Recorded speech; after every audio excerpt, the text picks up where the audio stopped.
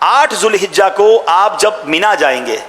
آئے ہائے کیا منظر ہے، یقین کریں دنیا کے بڑے بڑے آپ نے پلازے دیکھے ہوں گے، دنیا کے بڑے بڑے ایسے شہر دیکھے ہوں گے جس کی مثال دی جاتی ہے، مگر یہ ایک ایسی بستی ہے جو سال میں ایک ہی بار آباد ہوتی ہے، لاکھوں لوگ خیموں میں جمع ہوتے ہیں۔ بلیو کریں، ملٹائی نیشنل 5 اسٹار ہوٹل کا بستر ایک طرف اور مینا کے خیمے کی رات ایک طرف، اور وہاں واش روم اور وضو خانے میں لائن میں بھی لگ رہے ہیں، مگر اس کا بھی ایک مزہ ہے، لبیک کی صدائیں ہیں۔ تو یہ کیفیت کو انجوائے کرنا ہے، اس میں فرسٹریٹ نہیں ہونا ہے، اس میں گھبرانا نہیں ہے، یا معاذ اللہ وہاں بھی لوگ کہہ رہے ہوتے ہیں یار مزہ نہیں آ رہا، کھانا نہیں مل رہا، اور جناب وضو کے لیے اتنی لمبی لائن ہے۔ نہیں جناب، یہ تو نصیب والوں کو حصہ ہے۔ خدا کی قسم، آپ جب مینا میں ہوگے نا،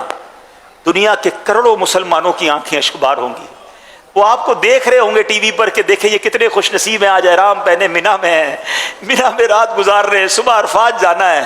اور یا اپنے گھروں کے بستر پر آرام دہ کمروں میں بھی وہ تڑپ رہے ہوں گے کہ کاش ہم بھی ان کے ساتھ مینا میں ہوتے۔ تو اے مینا میں رہنے والوں، تم شکوہ نہ کرنا، تم لڑائی نہ کرنا۔ ہاں یہ پرابلم ہے، جیسے ہی مینا میں جاتے تو خیموں میں لڑائیاں شروع ہو جاتی ہیں کہ حضرت ہمارا یہ بستر تھا تو یہ میری جگہ تھی۔ کسی سے نہیں لڑنا ہے، میں لڑنے گیا ہی نہیں ہوں، میں تو معافی مانگنے گیا ہوں،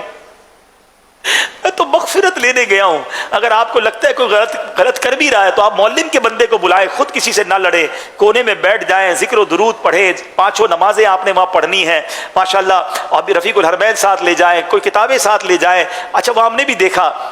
کہ جب حاجی مینا میں پہنچتے ہیں نا، کچھ رات کو پہنچ جاتے ہیں، کچھ صبح پہنچتے ہیں، تو صبح صبح تو لبیک کی صدائیں آ رہی ہوتی ہیں، کوئی قرآن پڑھ رہا ہوتا ہے، کوئی تسبیح پڑھ رہا ہوتا ہے، مگر چونکہ ہماری انفراد عبادت کی تو عادت ہی نہیں ہے، 1 آدھ گھنٹے کے بعد اب جناب مستی مذاق شروع ہو جائے گی، پھر سیاست پر باتیں ہوں گی، الگ الگ خیموں سے الگ الگ آوازیں آ رہی ہوں گی، کوئی کسی کو نام رکھ رہا ہوگا، یعنی عجیب ماحول ہنسی مذاق کا، اور جس کو کہتے ہیں فضولیات کا ماحول بن جائے گا۔ ایسے ماحول میں آپ مت رہیے گا۔ آپ کو لگتا ہے مطالعے سے تھک گیا ہوں، تسبیح اٹھا لیجئے گا، تسبیح کے بعد تھک گیا ہوں تو نوافل شروع کر دیجئے گا، موبائل فون پر کچھ تلاوت، کچھ نعتیں، کوئی ایسی چیز جس میں بس میں عبادت پہ مصروف رہوں۔ اور سبحان اللہ، اب جو رات آئے گی پیارے اسلامی بھائیوں، یہ شب عرفہ ہے۔ یہ رات پتہ ہے کون سی ہے؟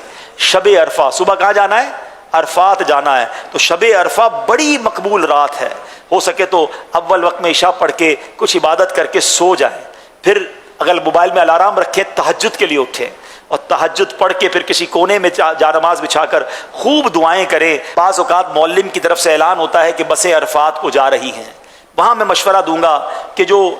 مینا میں رات ہے نا، یہ گزارنا سنت مؤکدہ ہے،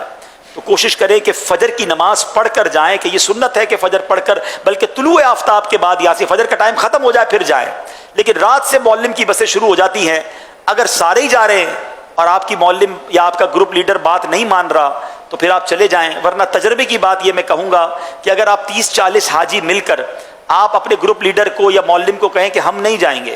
ہم نے فجر کے بعد ہی جانا ہے، ہمارا بس کا انتظام فجر کے بعد کریں، تو وہ الحمدللہ کر دیتے، کیونکہ ان کی ذمہ داری ہے کہ ایک ایک حاجی کو عرفات میں پہنچانا، یہ ان کی ذمہ داری ہے۔ لڑائی نہیں کریے گا، لڑائی نہ کریں، ریکویسٹ کریں، دیکھیں سنت ہے، ہم 30-40-50 لوگ تو جمع ہو گئے نا، ایک بس کے لوگ ہیں، ہمارے لیے بس صبح کے بعد کر دیں، تو پھر ہم جب ریکویسٹ کرتے ہیں تو نارملی وہ مان جاتے ہیں، اور ماشاءاللہ فجر کی سنت بھی ادا ہو جاتی ہے۔ لیکن لڑائی نہ کریں، آپ کو ایسا لگتا ہے پورا ہی قافلہ جا رہا ہے اور میں اکیلا رہ گیا ہوں، تو پھر آپ بھی چلے جائیں، انشاءاللہ پھر گناہگار نہیں ہوں گے، کیونکہ آپ کی تو مجبوری ہے۔ اب آپ رات گزار لی،